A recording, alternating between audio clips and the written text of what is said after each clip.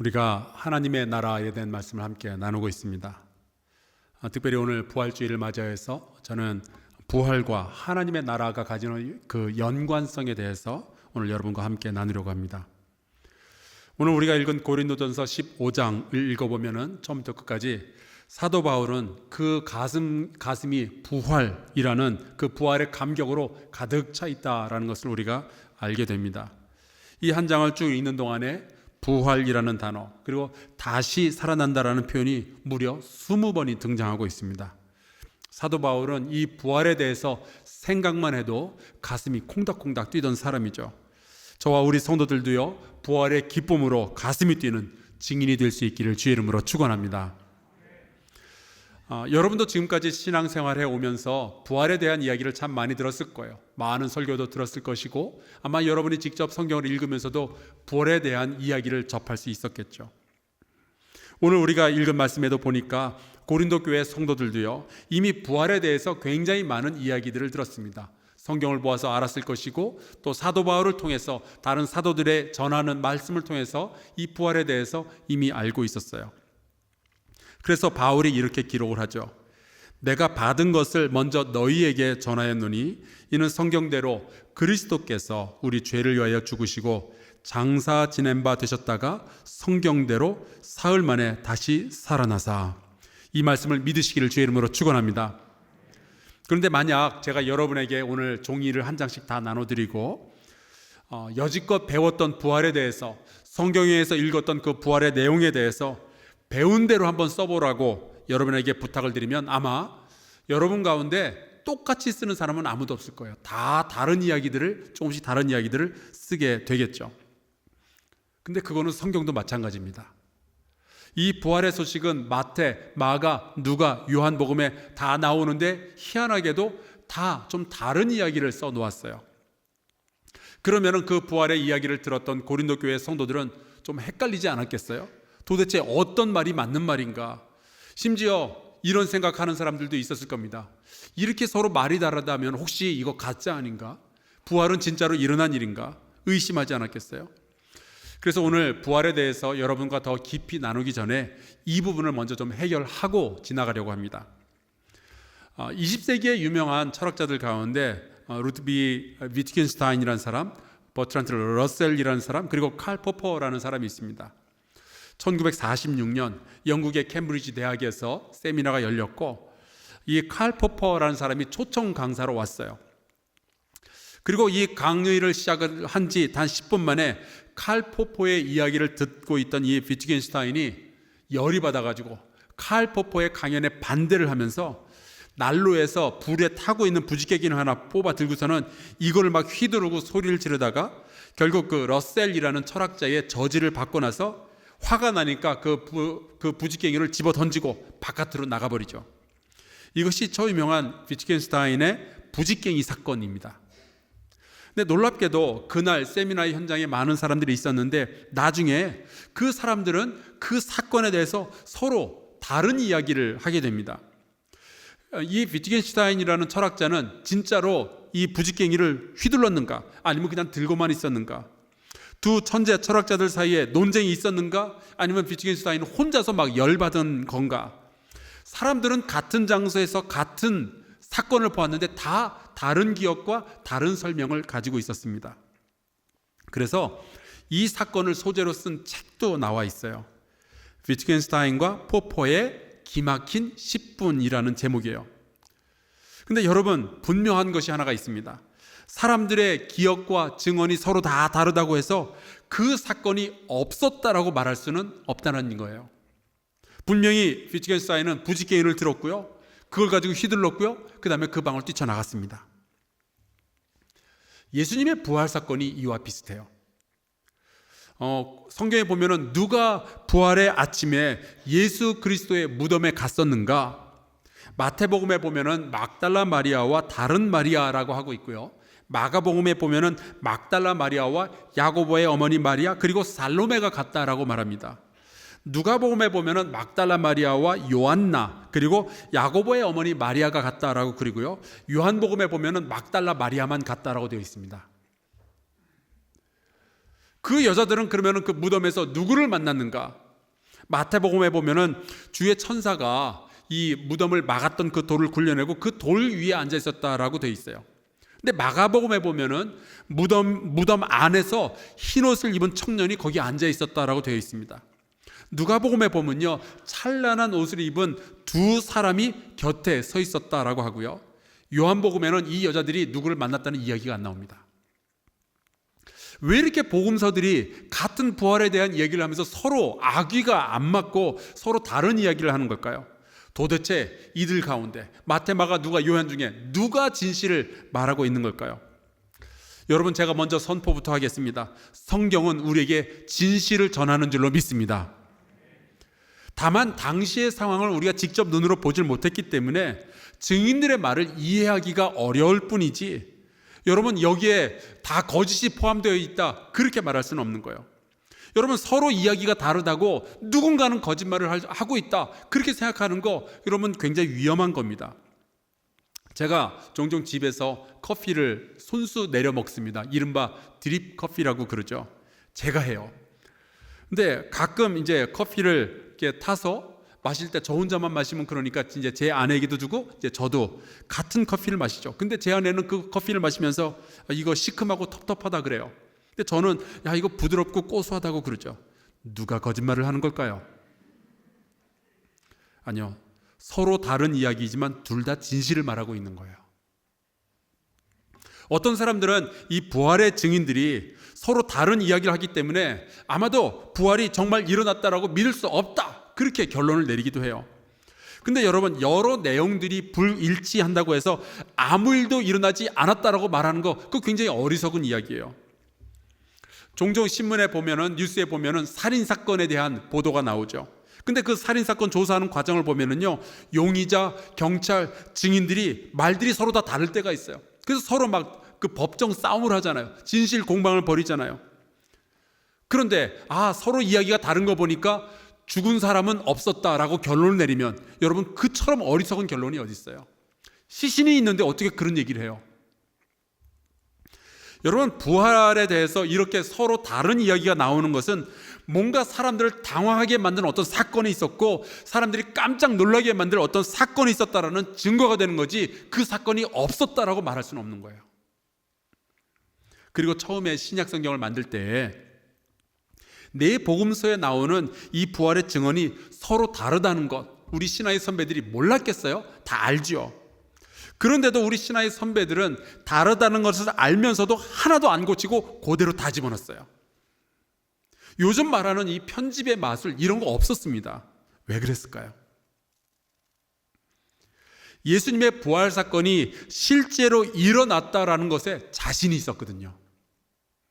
사건을 바라보는 사람들의 시각이나 그들에게 머릿속에 남아있는 기억이 약간씩 차이가 있기는 해도 예수께서 부활하셨다라는 그 사실 자체에는 변함이 없으니까요. 오히려 예수 그리스도의 부활의 이야기를 제자들이 만약에 꾸며내서 거짓으로 부풀려가지고 사람들한테 말을 했다면 아마 제자들은 서로 말을 맞췄을 거예요. 마태, 마가, 누가, 요한이 모여가지고 회의를 했겠죠. 야, 우리 서로 말이 다르면 사람들이 안 믿을 거다. 우리 고치자. 그래서 똑같이 이야기를 썼을 거예요. 그런데 마태, 마가, 누가, 요한은 서로 다른 이야기를 하고 있어요. 그것은 오히려 부활 사건이 가짜라는 이야기가 아니라 오히려 실제로 있었다라는 것의 증거가 되는 거죠. 그뿐만이 아니에요. 이 고린도 교회의 성도들은요, 여러 가지의 부활의 이야기들을 접했지만 또한 사도 바울로부터 부활의 소식을 듣게 됩니다. 사도행전 9장을 보면은 사도 바울이 예수 믿는 사람들을 다 붙잡아다가 예루살렘으로 끌고 가려고 다메섹으로 가는 길에 부활하신 예수 그리스도를 만나게 되죠. 그날 이후로 사도 바울의 인생은 이전과 같을 수가 없었습니다. 예수님을 박해하던 바울이 부활하신 예수 그리스도를 만난 이후로는 부활의 증인으로 변화가 됩니다. 그뿐만인가요? 오늘 본문에 보니까 이렇게 되어 있어요. 5절과 6절입니다.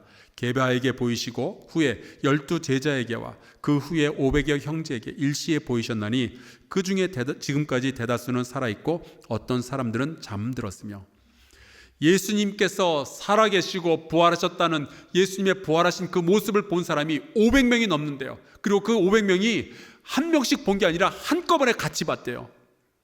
서로 기억의 차이가 있을 수 있어요. 서로 말하는 스타일이나 아니면 말하는 의도나 어떤 강조점의 차이가 있을 수 있어요. 그렇지만 예수께서 부활하셨다라는 이 사실만큼은 아무도 부인할 수가 없는 거예요. 부활 소식을 듣고도 안 믿는 게 바보지, 부활을 증언하는 것에는 아무런 문제가 없는 것이죠. 여러분, 실제로 있었던 사건이니까 부활을 믿으시고 증인되는 지혜로운 사람 되시기를 주의 이름으로 축원합니다. 근데 오늘 우리가 다뤄야 할 문제는 이거예요. 그래서 예수님이 부활하신 것은 알겠는데 그게 우리랑 무슨 상관이 있냐는 거죠. 그렇잖아요. 어떤 사람이 주식 투자해서 대박이 났대요. 그래서 집도 사고요, 차도 샀대요. 그게 우리랑 무슨 상관이 있냐고요. 배나 안 아프면 다행이지. 근데 여기에 대해서 부활이 우리의 삶과 어떤 관련이 있느냐, 20절에 보니까 바울이 이렇게 기록했습니다. 그러나 이제 그리스도께서 죽은 자 가운데서 다시 살아나사 잠자는 자들의 첫 열매가 되셨도다. 주님의 부활이 우리랑 연결이 되어져 있대요. 여기서 이 바울이 말하는 첫 열매라는 것은 이런 겁니다. 우리가 해마다 7월 첫째 주 주일은 맥주 감사 주일로 지키는데, 이 맥주 감사 주일의 그 근원을 거슬러 올라가다 보면은 구약 성경에 나오는 초실절이라는 것이 있어요. 이 초실절은 첫 열매를 하나님께 드리는 겁니다. 왜 이 초실절 처음 열린 열매를 하나님께 드릴까요? 왜냐하면 앞으로도 두 번째, 세 번째, 네 번째 계속해서 열매가 열릴 것을 우리가 기대하고 있기 때문에 그래요. 그러니까 미리 하나님께 첫 열매를 다 드림으로 감사부터 드리는 거죠. 그러니까 예수께서 부활의 첫 열매가 되신다라는 뜻은 그분 이후로 수많은 성도들이 주렁주렁 열리는 열매처럼 두 번째, 세 번째, 네 번째 부활을 계속해서 경험하게 될 것이다 라는 뜻이에요. 주님께서 부활하신다라는 그 사실을 보면은 나도 부활하겠구나, 이것을 알게 되는 거죠. 사랑하는 성도 여러분, 예수 그리스도의 부활이 우리의 부활되는 줄로 믿습니다. 자, 그러면은 우리가 부활한 다음에는 이 육신이 다 썩어서 없어지고 하나님께서 우리에게 주시는 새로운 형상으로 부활한 그 다음에는 어떤 일이 벌어지게 될까요?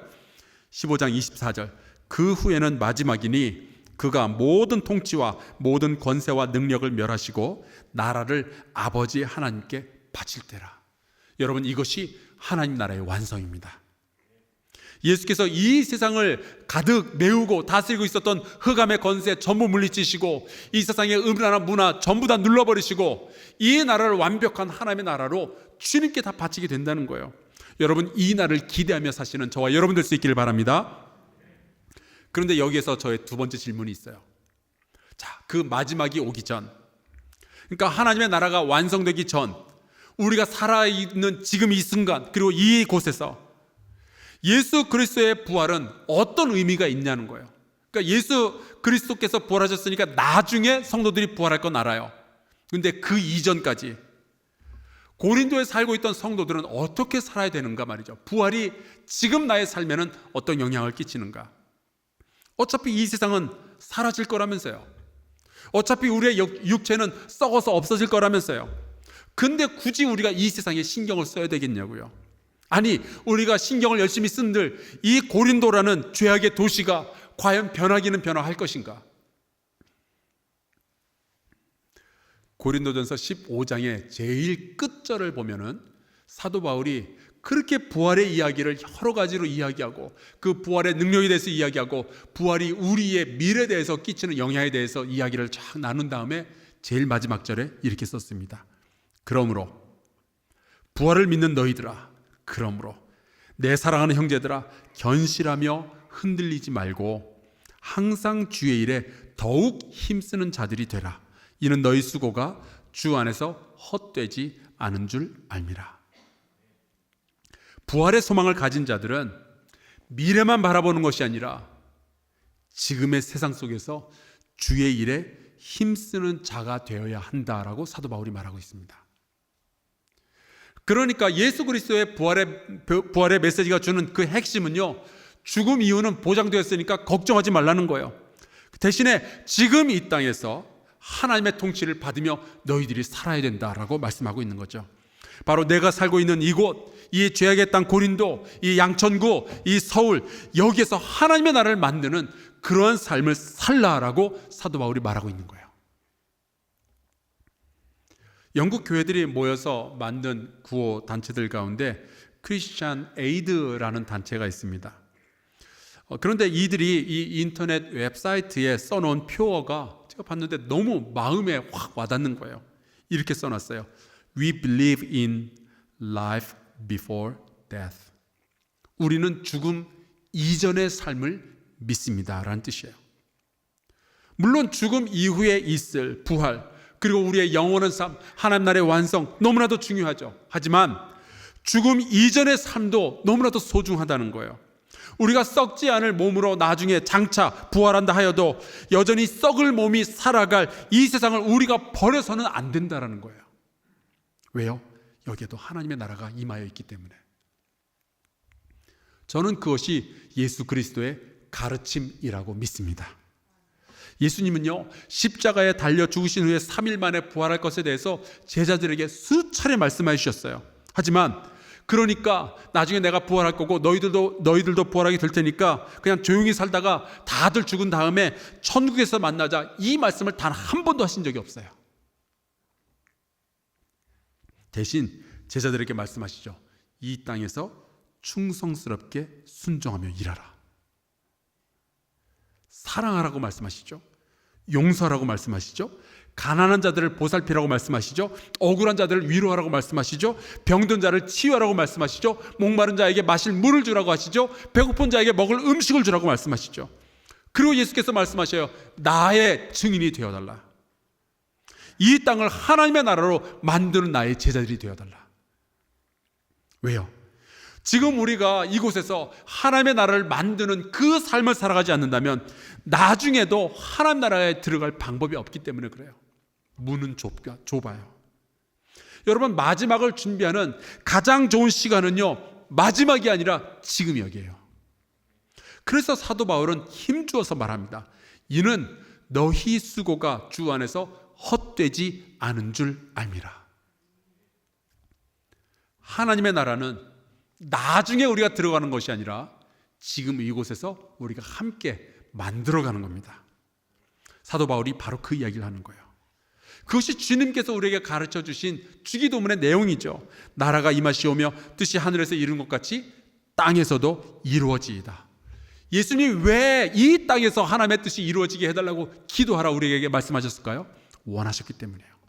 예수님은 부활하시고 승천하실 것이지만 이 땅을 포기하신 적이 없어요. 그렇다면 우리도 나중에 이 육신이 썩어지고 나중에 천국에서 부활할 것을 알지만 이 땅을 포기할 수 없는 것 아니에요? 그래서 사도행전을 보면은 부활하신 예수 그리스도를 만났던 베드로와 제자들, 그리고 야고보, 바울, 그들은 지금은 좀 위험하니까 조용히 지내다가 나중에 부활할 때 다시 만나자, 이런 생각을 한 적이 없습니다. 오히려 그들은 이 땅에서 부활의 증인이 되었고, 부활을 꿈꾸며 그들이 가서 거하는 도시, 그들이 가서 만나는 모든 사람들 가운데 복음으로 변화가 일어날 것을 꿈꾸면서 살았었어요. 그들은 하나님의 나라에 들어갈 것을 다 생각하는 사람들이었지만 동시에 하나님의 나라를 이 땅 가운데 세우기 위해서 애썼던 사람들입니다. 주님이 이 땅을 포기하지 아니하시는데 우리가 어떻게 이 땅을 포기하겠느냐? 주님이 저 백성들을 포기하지 아니하시는데 우리가 어떻게 그들에게 다가가지 않을 수가 있겠느냐? 이 생각을 가졌던 이들이 주님의 제자들이었죠. 우리나라의 역사를 살펴봤더니 이 부활의 믿음을 가지고 이 땅을 변화시키려는 믿음의 이야기가 있더라고요. 제가 그 이야기를 들려드리고 오늘 설교를 마치려고 합니다. 우리나라 대한민국에 교회가 들어오고 기독교가 전파되는 과정에서 기독교의 2000년 역사 가운데 유례가 없는 독특한 일들이 몇 가지가 있습니다. 그 중에 하나는 우리나라에는 선교사들이 들어오기 전에 번역된 성경부터 들어왔어요. 그리고 굉장히 많은 사람들이 성경을 먼저 읽고 이 선교사들의 전도를 받기도 전에 먼저 기독교로 개종을 하는 일들이 많이 있었습니다. 그리고 굉장히 많은 사람들이 성경을 읽고 그 말씀을 다른 종교들과 비교해 보면서 예수 그리스도가 구세주가 맞다라고 먼저 결단한 사람들이 있었죠. 또 하나, 이 기독교가 이 아시아의 여러 나라들에 전파되는 과정 속에서요, 이 아시아의 여러 나라들을 식민지로 삼았던 나라들은 대부분 기독교 국가들이었어요. 그런데 독특하게도 우리나라를 침략하고 우리나라를 식민지로 삼았던 일본은 기독교 국가가 아니죠. 불교와 다른 여러 잡다한 신들을 믿는 우상 섬기는 국가였습니다. 그래서 알게 모르게 아시아의 동남아의 여러 나라들은요, 기독교에 대한 반감이 있어요. 침략자의 종교였으니까. 반면에 한국의 기독교는요, 한국의 교회는요, 일본의 탄압에 저항하는 영적이고 철학적이고 문화적인 배경을 계속해서 제공을 해주었습니다. 굉장히 많은 사람들이 성경 말씀을 읽으면 자기들이 왜 일본과 싸워야 되는지를 깨닫게 되었어요. 그들에게 굉장히 중요한 두 가지 성경 이야기가 있습니다. 첫 번째는 출애굽의 이야기였어요. 애굽의 탄압에서 벗어나는 이야기. 얼마나 우리의 백성들에게 와 닿았겠어요. 또 하나의 이야기는 예수 그리스도께서 십자가에 달려 죽으신 이후에 부활하신 이야기입니다. 얼마나 우리의 백성의 마음 가운데 다가왔겠어요. 우리도 이렇게 고난 가운데 있지만 언젠가 부활하게 되겠구나. 그런데 이 십자가와 부활의 이야기는 거기에서 그냥 멈추지 않습니다. 언젠가 우리가 구원받고 천국에서 만날이 여기서 멈추질 않았어요. 우리 신앙의 선배들은요, 내가 이 다음에 죽어서 천국에서 부활할 거다, 그것만 믿은 것이 아니라 이 땅에 나라의 부활을 꿈꾸었습니다. 놀라운 이야기예요. 일본의 탄압과 죄악의 습관과 그리고 멸망의 운명으로부터 벗어나 새로운 백성으로 부활하게 될 것을, 그것도 나중이 아니라 지금 이곳에서 부활할 것을 꿈꿨던 신앙의 선배들이 우리의 선배들이에요. 그 꿈을 가졌던 이들이 함께 모입니다. 7명이 모였어요. 여러분 잘 아시는 안창호, 양기탁, 이갑, 유동열, 이동희, 이동연, 그리고 전덕기 목사, 현재 있는 그 상동교회의 초대 목사님이죠. 이렇게 7명을 중심으로 만든 모임이 있었는데 그 이름이 바로 신민회입니다. 새로울 신, 백성민. 미래에 우리가 부활할 그것만 기다리는 것이 아니라 지금 여기서 이 땅에서 하나님의 백성으로서 새로운 백성으로 한번 변화되어 보자. 이 꿈을 가졌던 사람들이 신민회였어요. 비록 일본의 압제하에 견디기 어려운 아픔이 우리 가운데 있지만 좌절하지 않고 하나님의 나라가 이 땅 가운데 임할 것을 기도하며 같이 일하자라고 마음을 합했던 사람들이 신민회입니다. 노력해도 일본의 이기가 굉장히 어려웠지만 그래도 우리의 수고가 주 안에서 헛되지 않을 것이다 라고 믿었던 사람들이 이 신민회의 크리스찬들이었어요. 이들은 단순히 그냥 죽어서 천국 가면 되지 뭐 이렇게 말세를 기다리거나 그런 것이 아니라 지금 거기에서 자기들이 살아가고 있는 일제의 탄압 가운데 있는 그 땅을 바꾸기를 원했던 사람들이었어요. 그래서 이들은 많은 교회와 성도들 뿐만이 아니라 학교의 교사들, 학생들 뿐만 아니라 무역업자들, 그리고 공장과 회사를 운영하는 사업가들과 함께 선한 일들을 시작을 합니다. 그들에게 부활의 신앙은 미래의 천국만 꿈꾸게 하는 힘이 아니었고요, 바로 이 땅에 임하는 하나님 나라를 꿈꾸게 하는 힘이 되었던 거예요. 고린도 교회가 세워진 이 고린도라는 도시는 뱃사람들이 가질 법한 그 죄악의 욕구들을 채워줌으로 움직여가는 도시였습니다. 그래서 엄청난 음란이 있었고요, 그들의 불안함, 여정 가운데 생겨나는 불안함을 달래주기 위해서 우상 숭배가 유행하던 곳이었어요.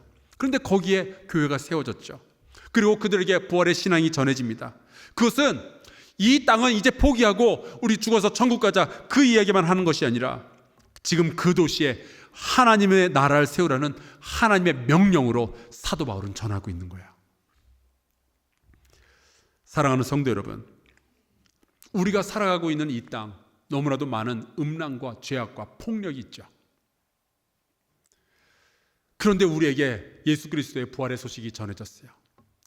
그 의미는 나중에 우리도 예수님처럼 부활하게 된다라는 이야기입니다. 하지만 그 이야기가 오늘 우리 이 땅에서 살아가는 저와 여러분에게 전하는 메시지가 있어요. 바로 이곳을 하나님의 나라로 만들어가는 힘이 되어야 된다는 것입니다.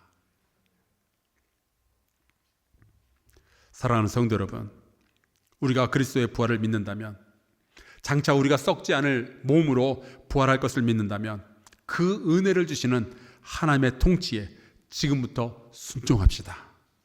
지금 이곳에서 주께서 우리에게 주시는 사명을 감당하며 여기에서 하나님의 나라를 함께 만들어 갑시다. 비록 썩어 없어질 육체가 거하는 곳이고 죄악이 판치는 곳이지만 주님께서 그렇게 아끼고 포기할 수 없으셨다면 우리도 이곳에서 하나님의 나라가 세워질 것을 함께 기도할 수 있기를 바랍니다. 그러면 우리가 어떤 일을 주의 일이라고 말할 수 있을까요? 사도 바울은 고린도전서 여기저기에 그 일들을 남겨놓았어요. 고린도전서 1장 분쟁이 없이 같은 마음과 같은 뜻으로 온전히 합하라. 6장 너희 몸으로 하나님께 영광을 돌리라. 9장 너희도 상을 받도록 이와 같이 다름질하라. 10장 내 사랑하는 자들아 우상 숭배하는 일을 피하라. 13장 서로 사랑하라. 14장 모든 것을 품위 있게 하고 질서 있게 하라. 16장 너희 모든 일을 사랑으로 행하라. 예수 그리스도의 부활을 믿는다면 지금 우리가 살아가고 있는 이 땅 대한민국, 여기에서 이 모든 주의 일에 힘써야 할 줄로 믿습니다. 부활의 능력으로 이곳에 임하신 그 하나님의 나라를 위해서 함께 일하는 저와 여러분 되시기를 주의 이름으로 축원합니다. 오늘로 이 하나님의 나라에 대한 설교를 마치고 다음 주부터는 다른 말씀을 나누도록 하겠는데요, 마지막으로 우리가 그동안 불러왔던 이 찬양 한 번 더 부르고 같이 좀 기도했으면 좋겠습니다. 이곳에 임하신 하나님 나라 가난한 마음으로 바라보리라. 우리 같이 찬양합시다.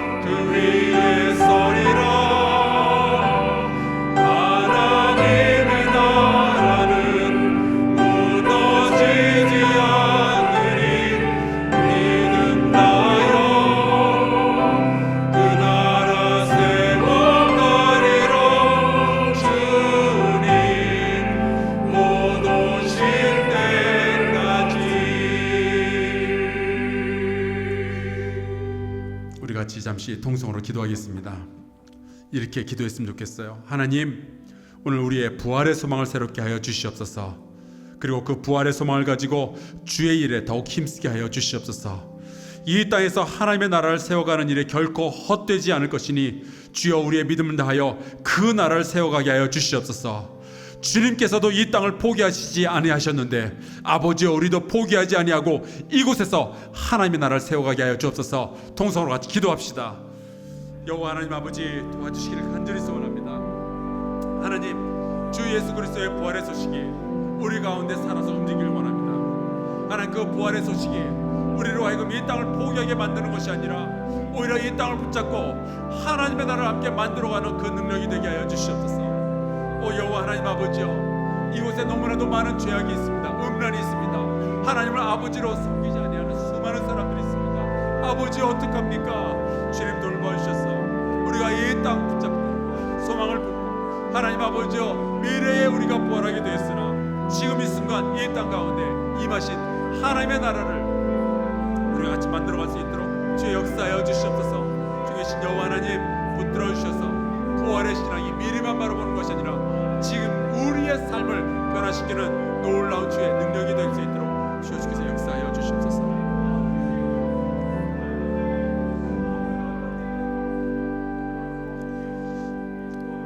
하나님 아버지, 우리를 살리시기 위해서 대신 죽으신 예수 그리스도를 기억하며 이 시간 주 앞에 간구합니다.